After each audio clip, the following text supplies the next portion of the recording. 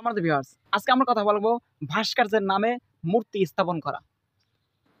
বাংলাদেশের একজন রিক্সা চালক যে দৈনিক রিক্সা চালিয়ে যে টাকা ইনকাম করে, সে ইনকামের টাকা দিয়ে রিক্সা ভাড়া দিয়ে তার সংসারে ৩ বেলা খাওয়ান অনেক কষ্টকর হয়ে যায়।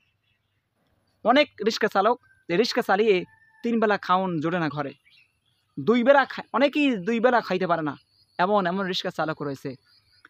এই বাংলাদেশের এমন শ্রমিক আছে যে শ্রমিক দৈনিক যে টাকা ইনকাম করে, সে ইনকামের পয়সা দিয়ে ৩ বেলা ভাত খাইতে পারে না, ঠিকমতো সংসারে ৩ বেলা ভাত খাইতে পারে না।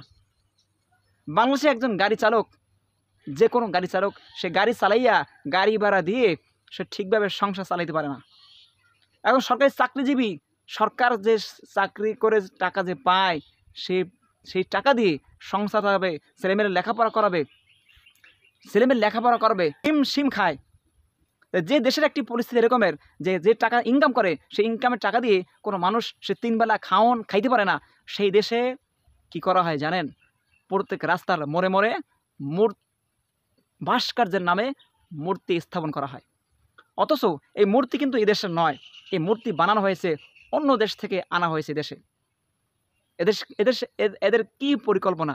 এরা কি এই দেশটাকে একটি হিন্দু দেশ পরিচয় করে দিতে চায় সারা পৃথিবীতে? পরিচয় করিয়ে দিতে চায় সারা পৃথিবীতে? মনে হয় সেটাই, যে দেশটাকে একটা হিন্দু দেশ, এটা পরিচয় করিয়ে দিতে চায়। অথচ এই দেশের মানুষ ৩ বেলা খেতে পারে না। গোস্ত তো দূরের কথা, মাছ তো দূরের কথা, মানুষের শাক পাতা দিয়ে 3 বেলা খাবে, সেটা অনেক কষ্টকর হয়ে যায়। অথচ সেই দেশে একটা মূর্তির দাম কোটি কোটি টাকা। সেই মূর্তি কোটি কোটি টাকা দিয়ে মূর্তি এনে সে রাস্তার মোড়ে মোড়ে কী হয় স্থাপন করা হয়। অথচ মূর্তি টাকা কার? যে মূর্তি টানাইলো, যার বাবার মূর্তি টানাইলো, অথচ ওই ব্যক্তি তো তার টাকা দিয়ে মূর্তি আনে নাই।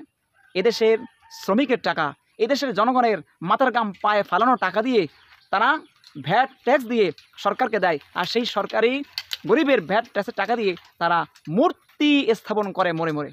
অথচ এদেশের জনগণ ঠিকমতো খেতে পারে না, ঠিকমতো চলতে পারে না, রাষ্ট্রের পক্ষ থেকে জনগণ কিছুই পায় না। অথচ জনগণের টাকা দিয়েই তারা হাজার হাজার কোটি কোটি টাকা খরচ করে এরকমের ভাস্কর্যের নামে মূর্তি স্থাপন করেছে মোড়ে মোড়ে। আমরা দেখেছি না খেয়ে মারা গেছে, জনগণ ঘর থেকে বের হতে পারে না, সেনাবাহিনী তাদেরকে পিটাইছে, পুলিশ বাহিনী পিটাইছে, ঘর থেকে বের হতে পারে না। যারা দিন আনে দিন খায়, তারা একটা মানুষ যারা দিন আনে দিন খায়, একদিন কাজ না করলে ঘরে বাদ জড়ে না, এই ব্যক্তিরা যদি ঘরে বন্দি থাকে মাসে বার মাস, তারা কি করবে? না খেয়েই তো মারা যাবে, এটাই স্বাভাবিক। সেটাই কিন্তু হয়েছে, সেটাই কিন্তু এই বাংলাদেশ হয়েছে। আর সেই বাংলাদেশের গরিবের টাকা দিয়ে, শ্রমিকের টাকা দিয়ে তারা ভাস্কর্য নির্মাণ করে, তারা মূর্তি মোড়ে মোড়ে মূর্তি স্থাপন করে। এটা হলো আমাদের দেশ, এটা হলো বাংলাদেশ। আজকে মূর্তিগুলো সব ভাঙ্গে ফেলানো হয়েছে, যেটা এই দেশের কোনো কাজে আসে নাই, আর এই দেশের কোনো কাজে আসবে না। কারণ এটি একটি মুসলিম কান্ট্রি, এটি একটি মুসলমান দেশ। মুসলমানদেরকে পৃথিবীতে পাঠানো হয়েছে মূর্তি ভাঙার জন্য, মূর্তি স্থাপনের জন্য নয়। এটি আমাদের মনে রাখতে হবে। অতএব আমরা সকলেই মূর্তির বিরুদ্ধে।